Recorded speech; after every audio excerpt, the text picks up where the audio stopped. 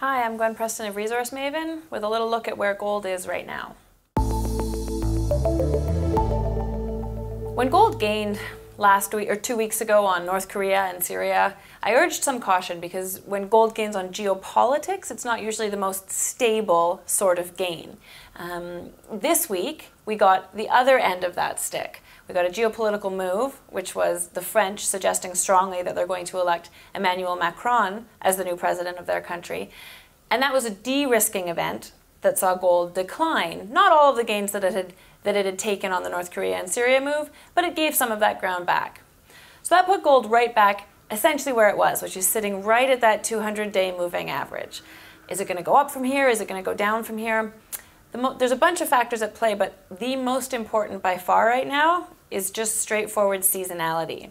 I've been talking a lot about how gold does this spring move. It performs quite well from PDAC at the beginning of March till sometime at the beginning of summer. The exact duration depends on all the variables that are always impacting the market, but it ends because the summer starts. The summer doldrums are the most reliable aspect in the mining markets, and they're about to start. Arguably, the election of Macron was the start of the summer doldrums.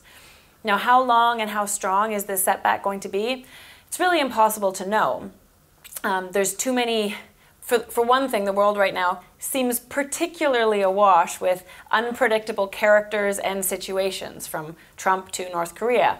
But sort of leaving aside those unknowable variables, what we can know is that the Federal Reserve is going to play an important role. The next meeting of the Federal Reserve is a week away. It's on May 3rd. They're not going to raise at that meeting. The market does not expect them to, and it would be too soon relative to the last rate increase. The meeting to watch is the one that's going to happen in the middle of June. Now, the Federal Reserve governors, the median expectation from those governors is that this year rates should finish at sort of 1.4%. We're not there yet. That implies at least 2 more raises this year.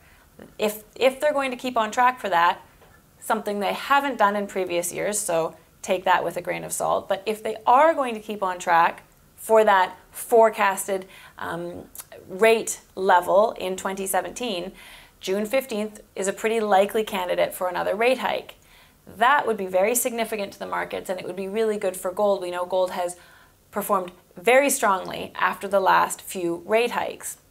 The other option is that they don't raise rates, but that they announce an end to what really has been the continuation of QE, which is reinvesting the proceeds from that huge balance sheet of bonds that the Fed owns.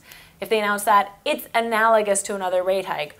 Both of those things would be good for gold. The metal would probably slide into the decision, part of the seasonality and part of the market's obsession, if you want to use that word, with rates, but it would perform really well out of them. So, impossible to know, but at this point I'm looking ahead and seeing the spring run is probably done. I personally, and in my investment letter, sold some or all of a few positions recently to capitalize on gains that we'd gotten in that spring run and to have cash available for opportunities that are going to present over the next little while as markets slide into the summer.